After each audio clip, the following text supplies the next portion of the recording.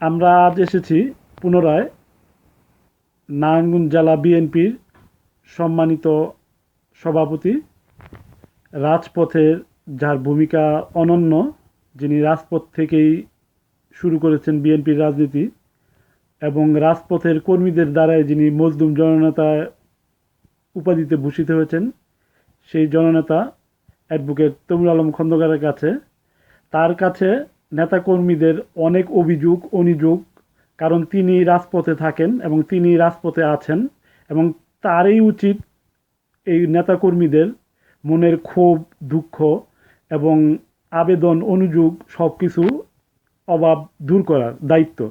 তো তিনি যে গুরু দায়িত্ব আছেন তার কাছে আমরা আজ জানতে চাইব। আমরা দীর্ঘদিন যাবৎ নবদ্বীপ নিউজ24.com থেকে তৃণমূল পর্যায় থেকে বিভিন্ন স্তরের নেতাকর্মীদের অভিযোগ অনিযোগ এবং আবেদন, দলকে কীভাবে সংগঠিত করা যায় তাদের বক্তব্য রেকর্ড করেছি এবং আপনাদের মাঝে উপস্থাপিত করেছি। তো আজ সেই প্রশ্নগুলির উত্তর খুঁজব জনাব অ্যাডভোকেট তমিনুল আলম খন্দকারের সাথে। আচ্ছা, আপনি ভালো আছেন এখন? আলহামদুলিল্লাহ, শত মামলা মোকদ্দমার মধ্যে আল্লাহ পাক এখন পর্যন্ত জেলের বাইরে রাখছে, এটা আল্লাহর কাছে শুকরিয়া। এবং অনেক নেতাকর্মী জেলে আছে এবং অনেকেই জেল থেকে মুক্ত হতে পারছে, এটা আল্লাহর কাছে শুকরিয়া। বাকিগুলি যদি জেলের থেকে বের করতে পারি তবে আমি আপনার টেনশন মুক্ত থাকবো, ভবিষ্যৎ পরিকল্পনা থেকে হাত দিতে পারবো ইনশাল্লাহ। ধন্যবাদ। আমি আজকে একটি নতুন সংবাদের উপর প্রশ্ন রেখে শুরু করব, বা পরবর্তীতে আমরা যাদের সাক্ষাৎকার নিয়েছি সে পর্যায়ে আসব। আজকে নারায়ণগঞ্জের সকল পত্রপত্রিকা, বিভিন্ন মিডিয়া, ফেসবুক, ইউটিউব সব বিভিন্ন জায়গায় একটি খবরই মানে খুব গুরুত্ব সহকারে প্রচার করা হচ্ছে নারায়ণগঞ্জে, সেটা হলো দুইজন বিএনপির টিকেটে নির্বাচিত এবং বিএনপির ভোটে নির্বাচিত দুইজন উপজেলা চেয়ারম্যান, একজন অ্যাডভোকেট আজাদ বিশ্বাস, একজন আলহাজ আতাউর রহমান মুকুলের সম্মুখে গোপীনাথ নামে এক লোক, আওয়ামী লীগের, সে শহীদ রাষ্ট্রপতি জিয়াউর রহমান, বাংলাদেশের প্রথম রাষ্ট্রপতি জিয়াউর রহমানকে একটি অশোভন উক্তি দ্বারা মন্তব্য করেছেন, উক্তি করেছেন এবং তারা বিনা প্রতিবাদে এবং বিনা কিছু বলা না বলেই তারা অনুষ্ঠান ত্যাগ করেছে। এতে বিএনপির নেতাকর্মীরা ভীষণভাবে আহত হয়েছে। এ সম্বন্ধে আপনি সংক্ষেপে যদি কিছু বলেন। আমিও এই নিউজটাকে দেখেছি এবং এটা প্রতিবাদ করেছি। প্রতিবাদ যদি না করি তবে তো আমাদের ইমান থাকে না। দল করি জিয়াউর রহমানের, আর জিয়াউর রহমানের যে অশালীন ভাষায় সবচেয়ে নিম্ন স্তর ভাষায় জিয়াউর রহমানকে বলবে আর এটা প্রতিবাদ করব না, তবে তো আমরা মানুষের কাতারে পড়ি না। কিন্তু কথাটা হলো যে বিএনপি একটা জনপ্রিয় দল। বিএনপি দেশে মুক্তিযোদ্ধার দল। শহীদ জিয়াউর রহমান স্বাধীনতার ঘোষক। শহীদ জিয়াউর রহমানের সহধর্মিনী গণতন্ত্র পুনরুদ্ধারের জন্য সংগ্রাম করে যাচ্ছেন এবং এই দেশের জন্যই শহীদ জিয়াউর রহমানের পুত্র তারেক রহমান আজকে নির্বাসনে আছেন। আরেক পুত্র নির্যাতনে, নিপীড়নে মৃত্যুবরণ করেছেন। এই জিয়া পরিবারের নিকটে জাতি অনেক। কিন্তু ব্যর্থতা হলো এই যে বিএনপি তার আসল লোকটাকে, নকল লোকটাকে এটা চিনতে পারে না। বিএনপির সবচেয়ে বড় ব্যর্থতা হলো সিরাজউদ্দৌলার মতো।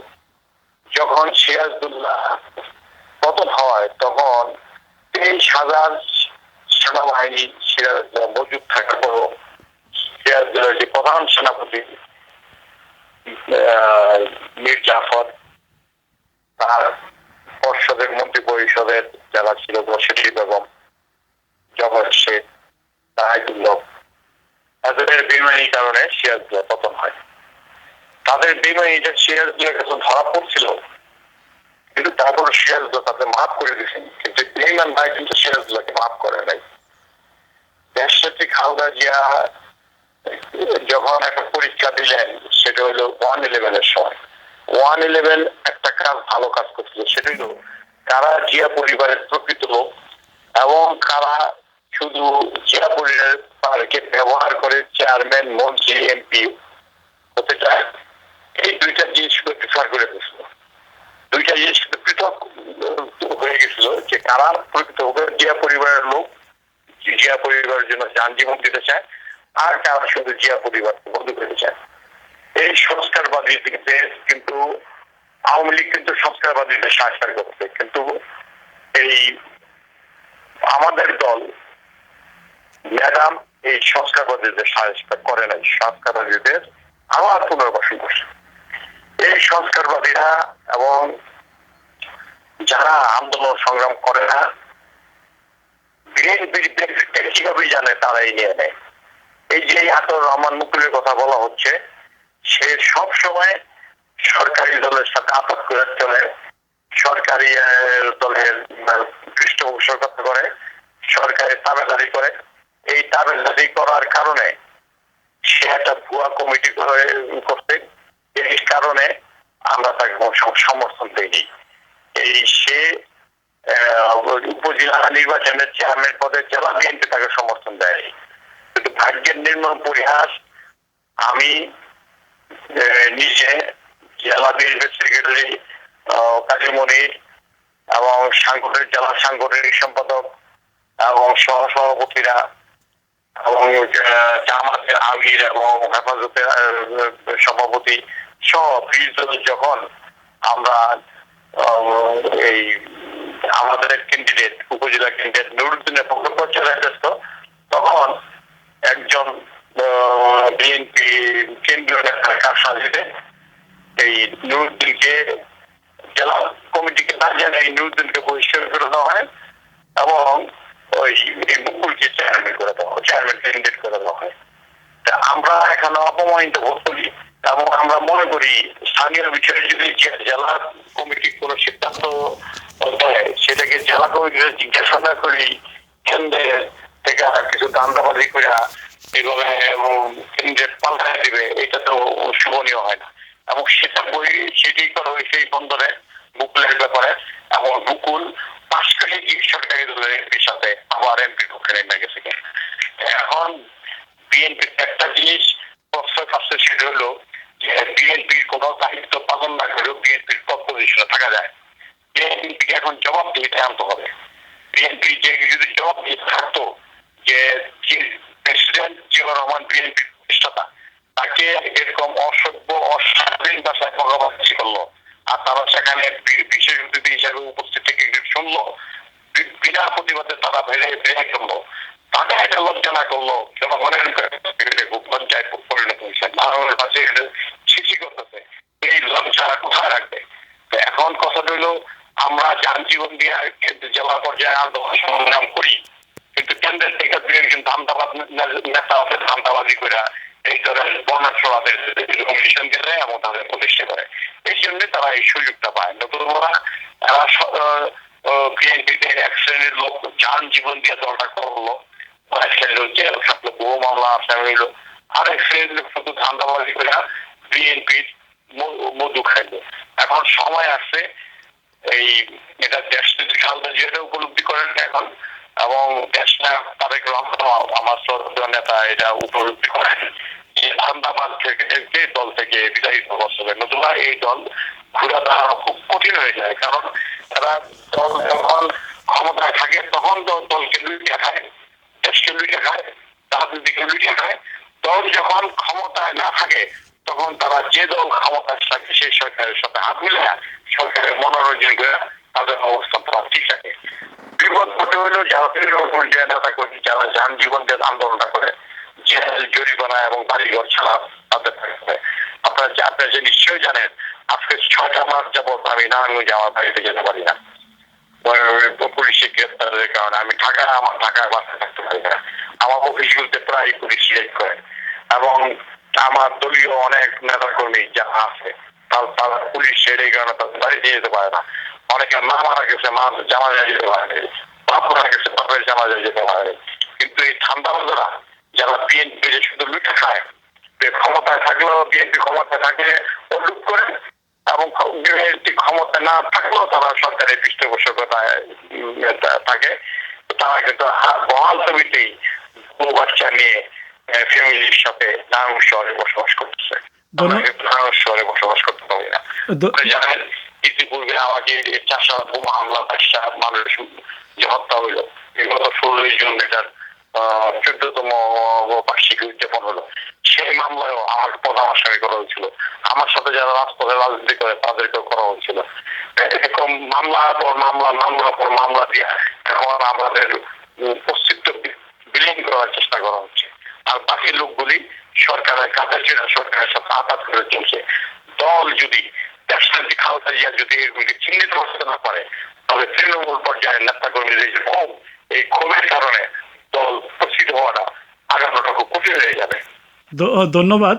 তো আমরা এই পর্যায়ে আসব আমাদের নবদ্বীপ news24.com-এর সাথে যারা ক্ষোভ প্রকাশ করেছে, অভিযোগ করেছে, অনুযোগ করেছে, অনুরোধ করেছে আপনার কাছে সেই প্রশ্নগুলো নিয়ে আসতে, এবং আপনি দয়া করে 1 মিনিটের মধ্যে এক একজনের প্রশ্নের উত্তরটা দেওয়ার চেষ্টা করবেন। সময় আমাদের খুব সংক্ষিপ্ত। তো আমি প্রথম প্রশ্নে আসি। ছাত্রদলের যুগ্ম আহ্বায়ক রাশেদুর রহমান রসু তিনি বলেছেন 2001 সালে হামলা মামলার শিকার হয়েছে। 1996 থেকে 2001 সাল পর্যন্ত বিভিন্ন ভাবে রাজনৈতিকভাবে হামলা মামলার শিকার হচ্ছে, তাদের মূল্যায়ন হয় নাই। 2001 সালে যখন দল ক্ষমতায় আসে, অনেকেই দলের সাইনবোর্ড বিক্রি করে অনেক টাকার মালিক হয়েছে। সেই টাকার এবং সম্পদ রক্ষার জন্য তারা আন্দোলনে শরিক হচ্ছে না এবং আন্দোলনও সফল হচ্ছে না। এ সম্বন্ধে আপনি 1 মিনিটে সংক্ষেপে বলবেন প্লিজ। রসুর বক্তব্য সঠিক এবং রসুর বিরুদ্ধে 35টা মামলা হয়েছে। রসুকে গত 5 জানুয়ারি 14টি আন্দোলন, ওই আন্দোলনে তাকে জেল গেট থেকে 6 বার গ্রেফতার করা হয়েছে এবং তাকে নির্যাতন করা হয়েছে থানায়, এবং এখন সে বাড়ি ঘরে যেতে পারে না। কিন্তু সে তাকে এখন তার সবচেয়ে বড় ব্যবসা ছিল সে আলম খন্দকারের বাগিনা। কোন প্রতিবিদ দেওয়ার ব্যাপারে পত্রিকা ওকে পরিবারতন্ত্র করা হয়েছে। অথচ এই রসুর যে সার্ভিস, রসুর যে অবদান, এই নারায়ণগঞ্জে কোন ঘটনা ঘটলেই রসুর নামটা 1 নম্বর আসামি আসে, এবং পত্রিকায়ও আসে যে এইবার আন্দোলন সংগ্রামে রসুর ভূমিকাই সবচেয়ে বেশি। তারপরও রসু যদি কোনো পদ পদবি থেকে কাঙ্ক্ষিত পদ পদবি চাইতে চায়, তখন এই প্রশ্নে পরিবারতন্ত্র, তৈমুর পরিবারের সব পদ তৈমুর পরিবারের, আর মাথায় তো তৈমুর পরিবারই, খেল তো তৈমুর বাড়ি খায়, তৈমুরের লোকজনই যারা তৈমুরের সাথে রাজনীতি করে তালিকা আছে। এখন রসু বড় পদে যেতে পারে না, এবং এই জন্য যে কথা উঠলেই বলে তৈমুরের বাগিনা, তারাই সব। আরেকটা বিষয় হলো যে ইয়ের মধ্যে বিএনপি যখন ক্ষমতায় ছিল তখনও রসু অবৈধ পন্থায় কোনো টাকা পয়সা রুজি করে নাই, এটা তো প্রমাণ আছে। এবং আমি তো আলম খন্দকারও কোনো অবৈধ পন্থায় টাকা পয়সা রুজি করার কোনো প্রমাণ নাই, দুদুকো প্রমাণ দিতে পারে নাই। একমাত্র নারায়ণগঞ্জের 1000 লোকের চাকরি দিচ্ছি, এবং সেই চাকরি গুলো আপনার নিজেও জানেন, আপনার লোকের চাকরি দিচ্ছি আমি বেশি মামুন, আমি একটা থেকে এক চা খাইনি। সবাইকে দলীয় নেতা কর্মীদের পুনর্বাসন করার জন্য আমি এটা করছি, এবং এই জন্য আমার বিরুদ্ধে অনেকগুলো মামলা হয়েছে। এবং বেবিটেক্সও আমি দলীয় নেতা কর্মীদের দিছি, বেবিটেক্সও অর্ডারও দিছি, কিন্তু সেখানের জন্য আমার মামলা হয়েছে। কিন্তু আমার ঢাকা শহরে কোনো সম্পদ পায় নাই, আমার কোনো ব্যাংক অ্যাকাউন্ট পায় নাই, আমার কোনো শেয়ার সার্টিফিকেট বা কোনো কোম্পানির মধ্যে কোনো শেয়ার বা কোথাও ঢাকা শহরে কোনো বাড়ি, কোথাও কোনো আলিশান বাড়ি, সেটা পায় নাই। 1996 সালে একটা বাড়ি করা শুরু করছি, এখনো বাড়ির আস্তর দিতে পারি নাই, প্লাস্টার লাগাইতে পারি নাই। আমার বাপ যতটুকু করে দিয়ে গেছে ততটুকু পর্যন্তই আছে। অথচ আমি 5 বছর বিআরটিসি চেয়ারম্যান ছিলাম। সেখানে ন্যূনতম আমার পরিবারে আমার ভাইও একজন কমিশনার, ন্যূনতম আমাদের কোনো সম্পদ কারো লুটে দিছি এর প্রমাণ নেই।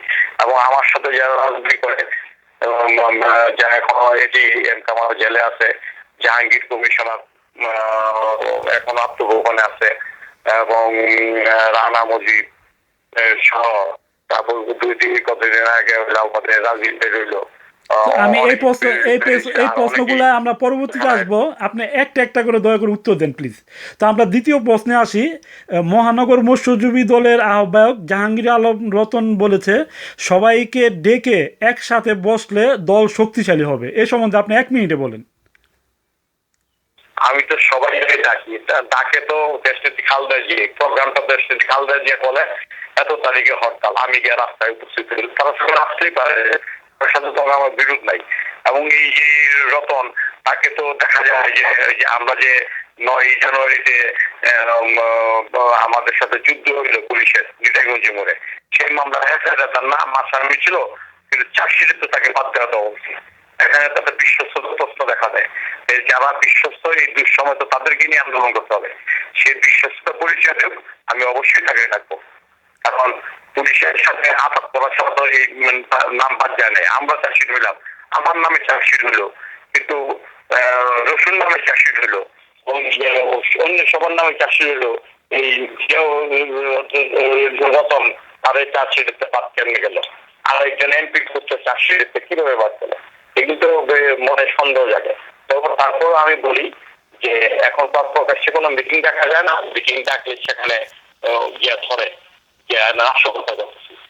তারা যদি আমার সাথে যোগাযোগ করে, অবশ্যই যখন রাজনৈতিক কর্মসূচি শুরু হবে তাদেরকে আমি ডাকবো, তাদের নিয়ে করতে চাই। তাদের প্রোগ্রাম যখন হবে আমাকে ডাকবে, আমি যাবো ইনশাল্লাহ। ধন্যবাদ। যে সবাইকে আমি বুকে রাখতে চাই। আচ্ছা, ধন্যবাদ। জেলা কৃষক দলের সাধারণ সম্পাদক জনাব উজ্জ্বল হোসেন বলেছেন ব্যক্তিকেন্দ্রিক রাজনীতি বন্ধ করতে হবে, তবেই দল শক্তিশালী হবে। অবশ্যই ব্যক্তিকেন্দ্রিক রাজনীতি তো আমরা চাই না। আমাদের টার্গেট হলো জিয়া পরিবার, জিয়া পরিবারের ভাগ্যের সাথে আমাদের ভাগ্য আমরা জড়াই ফেলছি। জিয়া পরিবার যদি ভালো থাকে তবে আমরা স্বাচ্ছন্দ্যে থাকবো, আর জিয়া পরিবারে যদি দুর্ভোগ আছে তবে আমাদের জায়গা হবে কারাগার, যে যেমন 111 26 জন কারাগারে ছিলেন। তো অতএব আমি ইয়েকে উদ্যোগে অনুরোধ করবো, তিনি আগে ব্যক্তিকেন্দ্রিক রাজনীতিটা ছেড়ে দেন, দিয়ে অন্য একটা আদর্শ প্রতিষ্ঠা করুন, যেমন আমি সবাইকে আহ্বান করবো। আমাদের কেন্দ্র হইল তারেক জিয়া, খালেদা জিয়া, জিয়া রহমান। এটি আমাদের এই কেন্দ্র থেকে আমরা চারিদিকে শুধু বাংলাদেশে না সারা বিশ্বে আমরা এই আলো ছড়িয়ে দিয়ে গেছি। ধন্যবাদ। খালেদা জিয়া যে একজন বিশ্ব নেত্রী প্রমাণ করেছেন যে তিনি প্রতিযোগিতা না থাকার পরও মোদী তার সাথে সাক্ষাৎ করতে পারছে। এটি প্রমাণ করে যে খালেদা জিয়া এখন শুধু বাংলাদেশের নেত্রী, আন্তর্জাতিক খ্যাতি সম্পন্ন একজন আন্তর্জাতিক ব্যক্তিত্ব সম্পর্কে তিনি একজন নেত্রী। ধন্যবাদ। মহানগর ছাত্র দলের যুগ্ম আহ্বায়ক জনাব আবুল কাসার আশা, তিনি বলেছেন জেলা বিএনপির কমিটি 6 জনের কমিটি, তা অনেক দিন হয়ে গেছে, নেতৃত্ব বিকেন্দ্রীকরণ হচ্ছে না। মহানগর বিএনপি কমিটি না থাকার কারণে মহানগর অঙ্গদলসমূহ অভিভাবকবিহীনভাবে চলছে। সাবেক সংসদরা নেতৃত্বে না থাকার কারণে অনেক সমস্যার সৃষ্টি হচ্ছে। সাবেক সংসদের মধ্যে একটা সমস্যা আছে যে সাবেক সংসদের যখন দায়িত্ব দেয় নারায়ণ পাপ আছে সংসদ, আসার পাপ এইবার নিয়ে উনি পদত্যাগ করতেন। দলের দুঃসময়ে উনি পদত্যাগ করবেন আর সুসময়ে উনি থাকবেন, এবং তিনি সংস্কারবাদী অভিযোগে আমি তো তখন গেলে এই নারায়ণগঞ্জের কিছু নেতা কর্মীরা তাকে অবাঞ্ছিত ঘোষণা করছিল, 3 জন এমপিকে অবাঞ্ছিত ঘোষণা করছে। এবং তিনি আবার আসার বাপ, তিনি আবার ঢালা অবাঞ্ছিত ঘোষণা করতে জামাজায় না যাওয়ার জন্য তিনি আবার উচ্ছেদ করতেন। উচ্ছেদ এবং অবাঞ্ছিতের বেড়া জালে এই দূরত্ব সৃষ্টি হয়ে গেছে, এবং একটা লোক যদি এমপি থাকে এবং দলের দুঃসময় যদি বারবার সে জারি করে তবে তো তার উপরে আর আস্থা রাখা যায় না।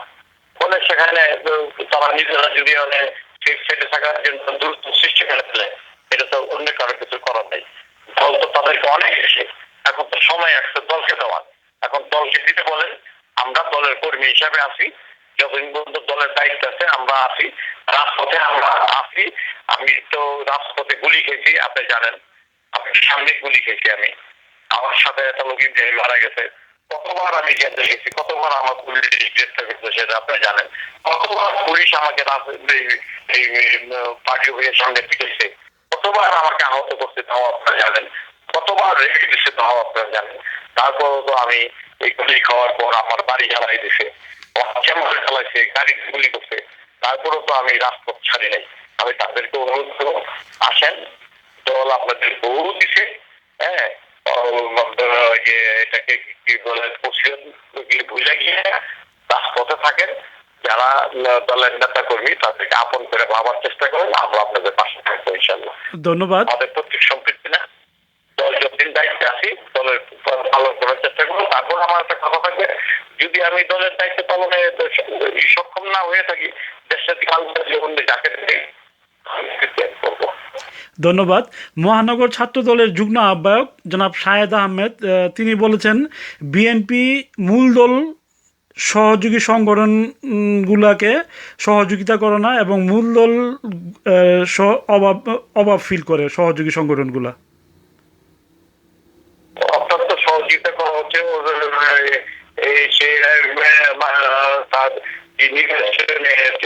নির্বাচনে, পৌর নির্বাচনে সে মায়ের কিছু টাকা আমি হাসপাতাল দেখতে গেছি, তার প্রত্যেকটা ঘটনায় আমি বিবৃতি দিই।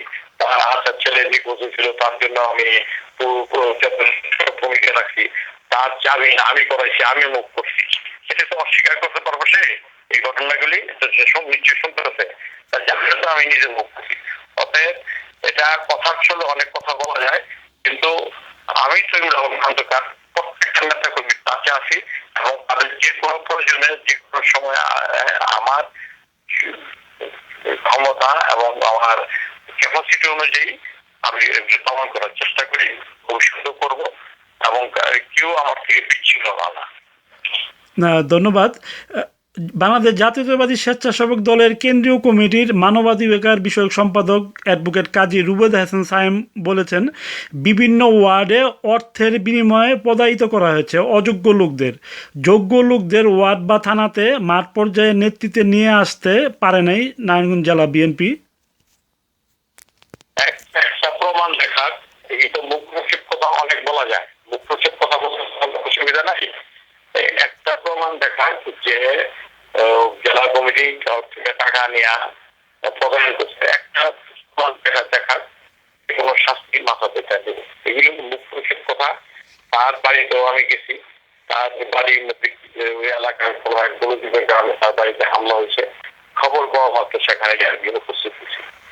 এখন এইসব মুখ প্রক্ষেপ কথা তো পত্রিকায় দিলে খুব চলে, পত্রিকা আসতে পারে এবং নিজেও এইসব কথা বললে খুব ভালো শোনা যায়, কিন্তু আজ পর্যন্ত তো সে আমার কাছে বলে নাই যে অমুক জায়গায় অমুক কিছু প্রদান করা হয়েছে। আর একটা আপনি জানেন, প্রধান জেলা কমিটির কোনো ক্ষমতা নাই, জেলা কমিটি করেছে থানা কমিটি এবং পৌর কমিটি, এগুলি সবগুলি কাউন্সিলের মাধ্যমে হয়েছে, প্রত্যেকটা থানা এবং পৌর কমিটি কাউন্সিলের মাধ্যমে। এবং এই পৌর কমিটি থানা কমিটি গিয়ে তারা ওয়ার্ড কমিটি করে, সেখানে তো জেলা কমিটির কোনো দায়িত্ব থাকে না। কিন্তু প্রত্যেকটা কমিটি কিন্তু এই আওয়ামী লীগ সরকারের আমাদের কিন্তু কাউন্সিলের মাধ্যমে, এটা আপনারা দেখছেন যে কাউন্সিলের মাধ্যমে কিন্তু এই থানা এবং পৌর কমিটিগুলি করা হচ্ছে। ধন্যবাদ।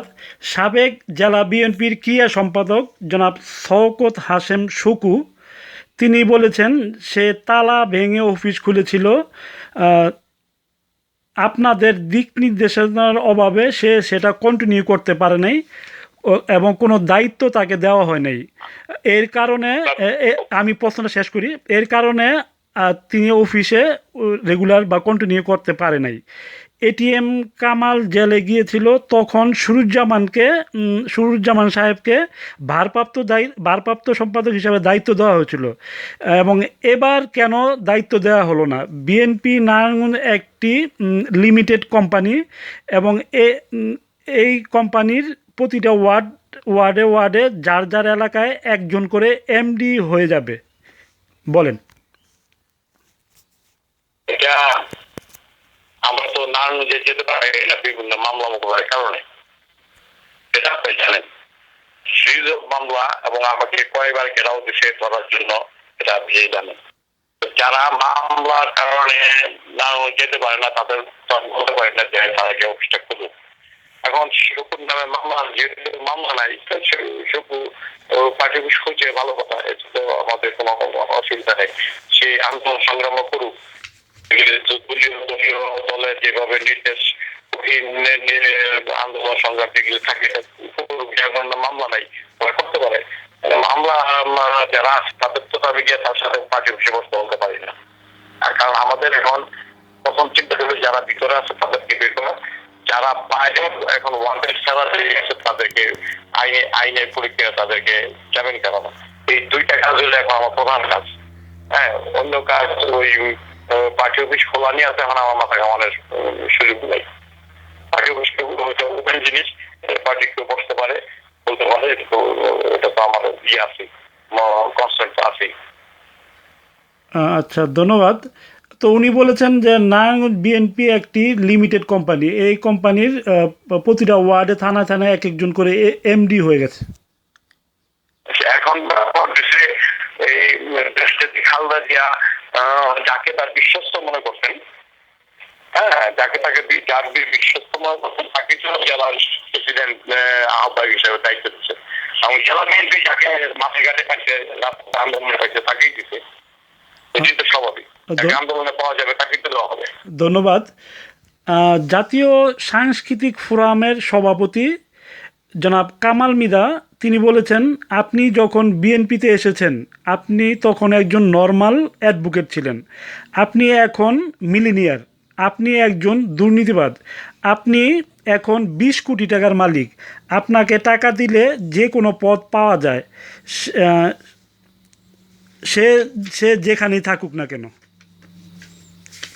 কামাল মির্জাকে বলেন আমাকে টাকা দিয়ে একটা পদ নিতে, সেটা আমার কাছে বউ বলছে, ফেসবুকে বউ ছবি দিচ্ছে আমার অফিসে গিয়ে আমার লোকে ফেসবুকে ছেড়ে দিচ্ছে।